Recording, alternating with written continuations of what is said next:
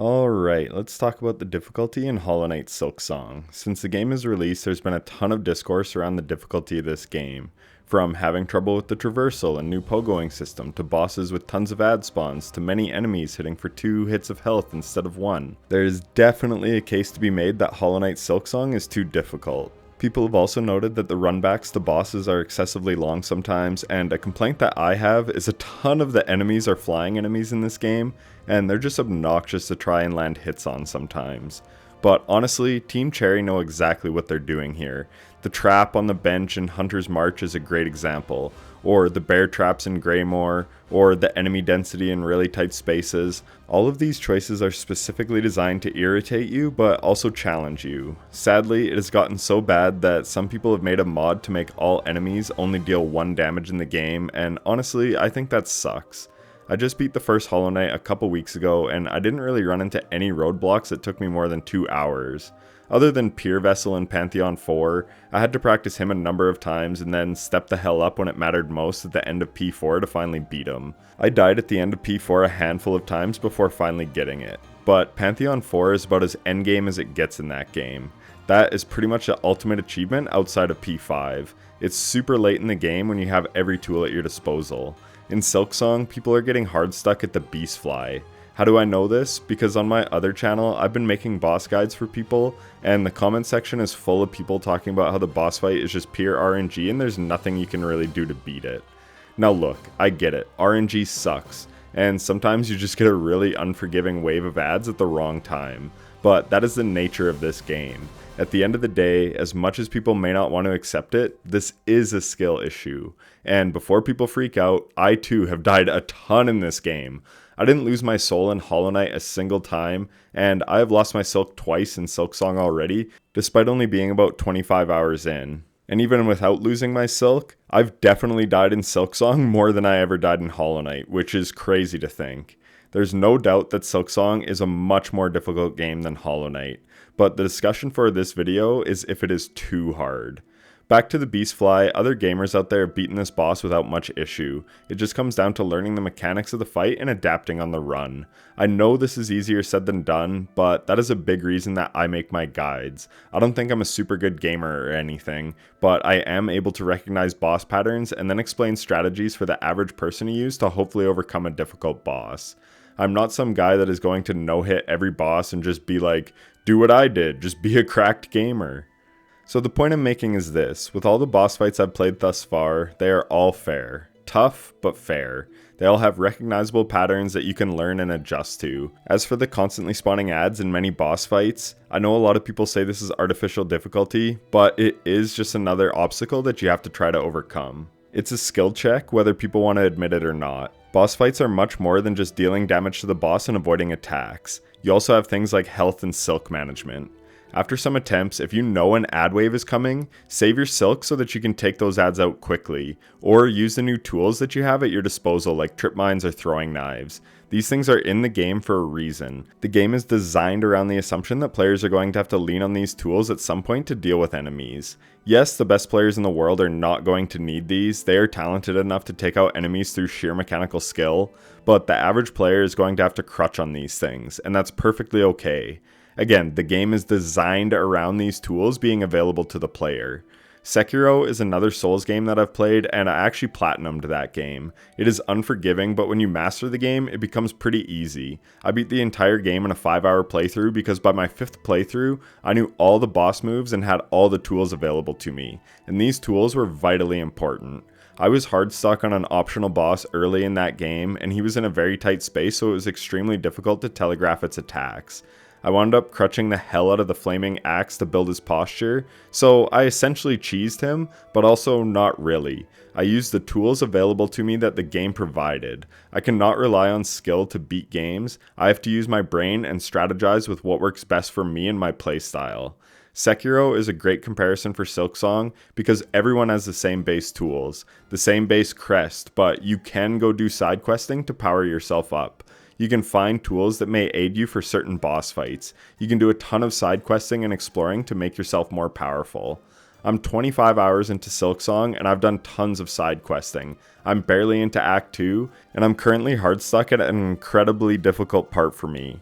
You have to fight 2 giant scorpions, and I just cannot seem to figure it out. But Blue SR beat this same fight on his first attempt. But he is a Hollow Knight speedrunner and 18 years old, so he has the quick reaction times of someone half my age and skill from years of grinding Hollow Knight. You cannot compare yourself to the best people in the world. That being said, I've been stuck here for like 2 or 3 hours, but that doesn't mean that this fight is unfair. People have beat it on the first try, so as much as you don't want to hear it, it comes down to just getting good.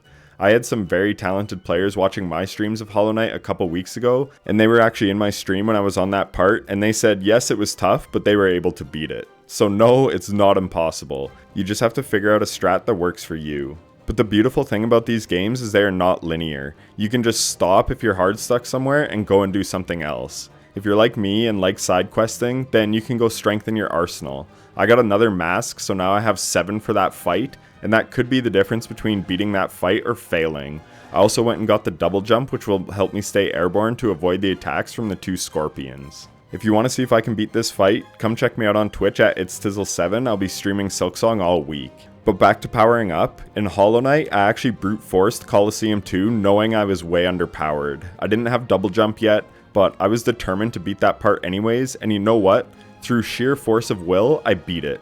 But in hindsight, I could have saved myself at least an hour by going out, exploring, upgrading my nail, getting double jump, and then coming back and smoking Coliseum 2.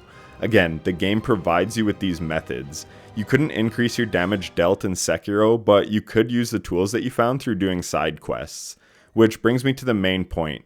Silksong is a Souls-like. It is designed to challenge you, to have certain points that are clear skill checks and roadblocks. Just because Hollow Knight was more forgiving in this area does not mean that Silksong is too hard. Silksong is just different. If that type of playstyle doesn't resonate with you, that is completely fine. Not everyone likes extremely difficult games, but myself and a lot of other people really do enjoy a challenge. Why? Because it feels so damn rewarding when you do finally beat it. Outside of Pure Vessel, I didn't have any huge roadblocks in Hollow Knight. In Sekiro, Owlfather took me 3 hours to beat, and it was so satisfying when I beat him. He took me longer than the final boss. In Clair Obscur, it took me around 4 hours to beat Simon. It was just a brutal fight, but I felt amazing when I finally overcame that challenge. It was very difficult, but it never felt unfair. Silksong gives those vibes. Yes, it is much harder than Hollow Knight, and the difficulty ramps up very early in the game. Sure, the 2 hits of damage from so many things can be annoying, but this just forces you to play your life more. And even with that, they did sort of design around this by making you able to heal 3 hits of health at once. Also, I think by and large, the bosses have more health. Many of these fights take around 5 minutes. They do feel quite tanky. This game is more of a test of endurance than Hollow Knight was, so not only does it demand you to play more carefully, but it also demands you to do it for longer, hence why it feels so damn difficult. It's tough to stay dialed in for 5+ minutes, but the game makes you do it. Again, I don't think this makes Silksong bad. In fact, I think this game is leaning far more into its Souls-like elements. You have different crests that you can equip which can change your playstyle. Similar to how in Elden Ring you can play with a ton of different weapons and playstyles. These crests may help you overcome a tough traversal section or a tough boss fight, but it puts the onus on the player to experiment and find out what works best for them. You have to be willing to test stuff out, change your charms around and find what is best for a particular fight. Personally, I like this. It's nice that you can't just steamroll everything with a basic build, and you actually have to think about the encounter design and what will work best for the given situation. But again, this game design may not be for everyone. Which brings me to the final point. Hollow Knight was a niche game when it launched and turned into an absolute cult classic. So massive in fact that it actually hit the mainstream, and deservedly so. It's a masterpiece of a game. Go watch my recent review of it, it's just 30 minutes of me absolutely glazing this game. But because of this, it has attracted a way larger audience, many of whom this may be their first true Souls-like, sort of like Elden Ring, which broke out of its niche and hit the mainstream. And as with Elden Ring, the best players in the world can roll bosses through sheer skill alone. But for us mere mortals, you're forced to grind and make your character stronger to overcome these challenges. I remember people saying the exact same thing about the Shadow of the Erdtree expansion. Everyone said it was brutally difficult, but people were trying to brute force everything instead of going out and finding Scadutree fragments to become stronger, which then made the powerful bosses much easier to beat. Once people did this, they agreed that it wasn't too bad, it was actually tuned pretty well. But it was funny because people were flaming the journalists who got to play it first for just sucking when their reviews said that the difficulty was overtuned. Turns out they were right, but they just didn't grind to get stronger. I think this is what is happening in Silksong. People are trying to mainline the main story quests when this game greatly rewards you for exploring its world as much as you're able. If you want to just stick to the main story quests, that is fine, but you may hit some pretty hard roadblocks. So do I understand people's gripes with enemies hitting for 2 damage and bosses spamming ads being artificial difficulty? Yes, I do. Those are valid complaints. But I also think that these people are not used to the Souls formula. These games are designed to challenge you in a litany of ways. Would I love for every boss to just be a mechanical challenge like Nightmare King Grim or Pure Vessel or Simon from Clair Obscure? Absolutely. Those bosses are peak.